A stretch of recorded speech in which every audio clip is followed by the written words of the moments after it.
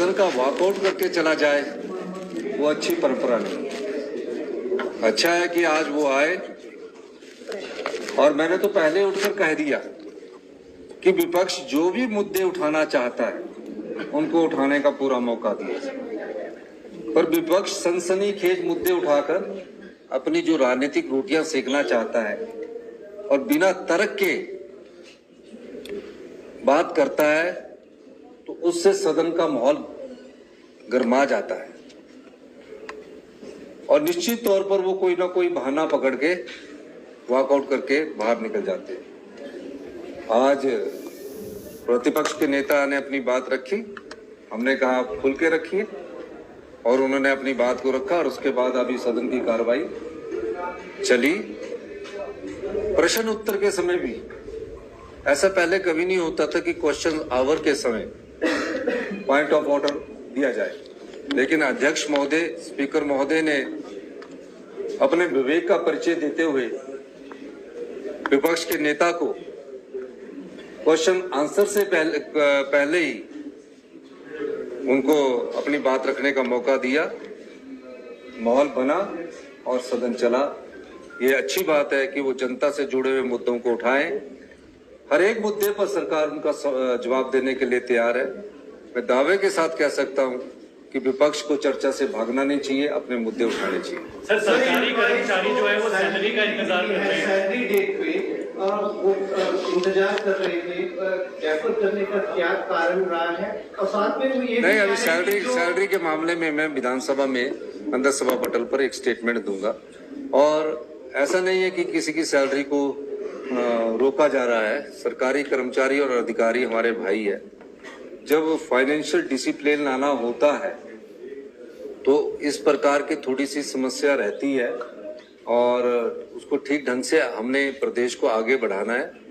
Board निगमों की और इनकी सैलरी तो निकल रही है, जो सरकारी विभाग है उसमें थोड़ा सा सिस्टम को ठीक कर रहे हैं, और निश्चित तौर पर अभी आने वाले समय में जो उनकी सैलरी है उसको निकाल दिया जाएगा। सर, कांग्रेस को आरोप लगाए थे शराब घोटाले के, उस पर आपने जवाब दिया नहीं, आप शब्दावली का आप भी ठीक प्रयोग करिए, आप भी ठीक प्रयोग नहीं कर रहे। विपक्ष ने आरोप लगाया। उन्होंने स्पीकर महोदय ने कहा ना, तो उसको थोड़ा सा आप ख्याल रखिए। ये चीजें जो आप कहते हैं पहले इसकी स्टडी करनी चाहिए आप लोगों को। जो रिजर्व प्राइस होता है उससे कम बोलियां पहले भी नियमों के मुताबिक आती है। 5 जगह ठेकों की नीलामी की बात हुई थी, तो मैं ये कहना चाहूंगा कि उसको हमने जवाब दिया, क्योंकि उस समय वो कल भी वॉकआउट था, 2 दिन से जवाब था। तो हमने 1 साल में 485 करोड़ रुपए शराब की बिक्री से कमाए, और जो भारतीय जनता पार्टी है 5 साल के 665 करोड़ रुपए कमाए हैं। तो आप अंदाजा लगाइए कि किसमें कहाँ नियमितताएं हैं। सर, जयराम ठाकुर ये कह रहे हैं कि आपने जवाब दिया है। सर, जयराम ठाकुर ये कह रहे हैं कि जो आर्थिक संकट हुआ है इसकी बड़ी वजह कांग्रेस की गारंटियां हैं। फिर मैं कह रहा हूं कि आर्थिक संकट नहीं है भैया। अगर किसी फिस्कल डिसिप्लिन करना, आर्थिक संकट से हम उबर रहे हैं, आर्थिक संकट को हम पार कर चुके हैं। अब डिसिप्लिन लाकर हिमाचल प्रदेश को सेल्फ रिलायंट बनाने की तरफ, आत्मनिर्भर हिमाचल बनाने की तरफ ये चेंजिंग जरूरी है, और इसमें फैसले किए जाएंगे। आर्थिक संकट कब होता है? सर, ड्रोन की मंशा क्या लग रही है इसके पीछे? आपको जयराम ठाकुर क्यों इस तरह की बात कह रहे हैं? एम्प्लॉइज को सर आप क्या आश्वासन देना चाहेंगे? देखिए, आपने कहा है वो जयराम ठाकुर जी को आना चाहिए ना। हमने तो बोला कि पहला मुद्दा उनका है। हम चाहते हैं कि वित्तीय कुप्रबंधन पर ये सर विपक्ष चर्चा करे। हमने तो सरकार की तरफ से लाया, किसी भी नियम के तहत करे। हम जनता को भी बताना चाहते हैं, हिमाचल प्रदेश की 75 लाख जनता को हम बताना चाहते हैं कि वित्तीय कुप्रबंधन क्यों हुआ और कैसे डबल इंजन की सरकार ने जनता के खजाने को लुटा दिया। बिजली माफ कर दी, पानी माफ कर दिया, 600 के करीब शिक्षा संस्थान और स्वास्थ्य संस्थान खोल दिए।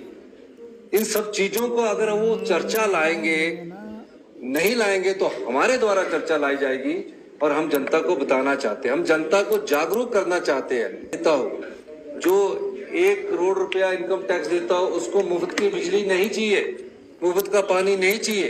इन्होंने बिना सोचे समझे बिजली पानी मुफ्त का उन लोगों को दे दिया जो लोग देने अपने पैसे से पानी भी खरीदना चाहते थे, बिजली भी खरीदना चाहते थे। किसको मुफ्त में मिलनी चाहिए? जो गरीब है उसको मुफ्त में मिले, कोई दुख नहीं है, चाहे पानी है चाहे बिजली है। तो इन सब चीजों के मद्देनजर जयराम जी ने जो 5 साल इस प्रदेश के खजाने को लुटाया है, उस दृष्टिकोण से उन्हें चर्चा लानी चाहिए। हमारी सरकार किसी भी नियम के तहत उन चर्चा को तैयार करने के लिए तैयार। सर, रिसोर्स मोबिलाइजेशन को लेकर क्या कदम उठाया सरकार ने अब तक? देखिए, रिसोर्स मोबिलाइजेशन को मजबूत करने के लिए और उठाने के लिए, राजस्व में वृद्धि करने के लिए हमने प्रमुख कदम उठाए हैं। उसमें सबसे बड़ा कदम जो है वो जो बिजली है, जो लोग बिजली का बिल देना चाहते हैं, कई लोग मुझसे संपर्क कर रहे हैं, तकरीबन काफी लोगों ने मुझसे संपर्क किया कि हम बिजली का बिल देना चाहते हैं और हमारे से बिजली का बिल लिया जाए। उनको हम अपने दृष्टिकोण से चरणबद्ध तरीके से बिजली के बिल में एकरूपता लाकर उसको कम करेंगे। पानी में मिनिमम हमने 100 रुपया पानी के बिल का कर दिया, लेकिन उन परिवारों के लिए नहीं जिनकी परिवारों की 50,000 रुपए से इनकम कम है, उनसे 100 रुपया भी नहीं लिया जाएगा। बसेस में जो हमारा थोड़ा बहुत रिफॉर्म्स किए जा सकते हैं उसमें बढ़ रहे हैं। और तीसरा, हम अपनी अर्थव्यवस्था में शराब के ठेकों की नीलामी से जो हमें रेवेन्यू आ रहा है, इस साल 150 करोड़ का अधिक राजस्व आ रहा है, ये इन्वेस्टमेंट ट्रेन होती रही है। तो और भी कई, जैसे डीजल के में हम और बढ़ा रहे हैं, तो इन सब चीजों को बढ़ाकर हम आगे बढ़ रहे हैं। मेरा ये मानना है कि सरकारी कर्मचारी अधिकारियों के सहयोग से हम प्रदेश की अर्थव्यवस्था को आगे बढ़ा रहे हैं। बहुत बहुत धन्यवाद। कर्मचारियों का